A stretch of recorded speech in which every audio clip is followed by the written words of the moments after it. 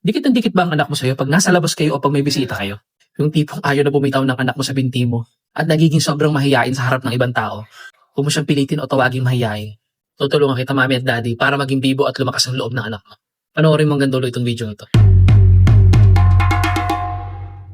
New day, new parenting content na naman po tayo mamis at daddies. Sino po sa inyo dito naka-experience ng moment na na-excite ka na pag-attend ng isang party lalo na ngayong Pasko? O pagdating ng bisita kasi magdo-Noche Buena sila sa inyo?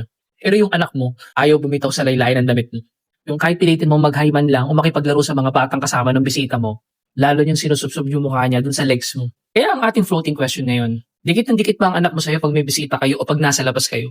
Guys, ang pagiging clingy ng anak mo, ayan ay dahil nararamdaman niya na safe siya sa'yo dahil sa bagong environment o bago nakakasalumuha niya. Kapag pinilit po natin siya o pinahiya natin siya, lalo siyang matatakot at magiging insecure sa sarili niya. Kailangan po natin siyang bigyan ng emotional anchor para unti-unti siyang magkaroon ng lakas ng loob.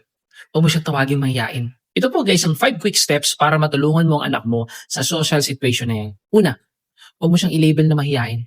Kapag humingi ka ng pasensya sa ibang tao at sabihin mo mahiyain ang anak mo, tatanggapin ng anak mo ang identity na yan. Kailangan lang niya ng konting time para makilala kayo. Pangalawa guys, maging safe base ng anak mo. Hayaan mo siyang dumikit sa iyo sa simula. Huwag mo siyang ituring na pabigat. Kapag naramdaman ng anak mo na safe na siya sa iyo, at sa lugar na yon, husayang bibitaw kapag komportable na yan. Third guys, gamitin po natin ang bridge activity. Maglabas po tayo ng laruan o bagay na pwedeng pagtulungan nilang laruin ng bisita o ibang bata.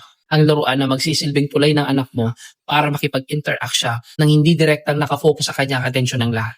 Ang susunod natin guys, i-practice ang social skills sa bahay.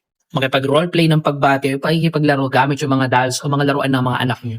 Yan po ay magpe-prepare sa utak ng anak mo kung anong gagawin niya sa actual na eksena later. At pinakahuli natin guys, purihin ang maliliit na steps ng anak. Kapag bumitaw na siya sa'yo, kahit 1 minuto o ngumiti siya sa bisita niyo, purihin mo agad ang anak mo. Ang galing mo kanina nag-smile ka kay tita. Yan po ay magbibigay ng confidence para ulitin ng anak mo ang ginawa niya.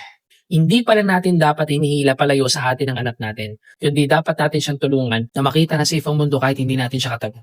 Kaya tandaan po natin daddies at mommies, ang social confidence ay hindi po pinipwersa sa bata. Yan po yung unti-unting binibuild up sa tulong at suporta natin. Maging anchor po tayo ng anak natin.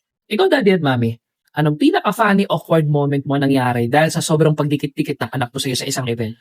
I-share mo naman yung story mo sa chat box para matawa tayo.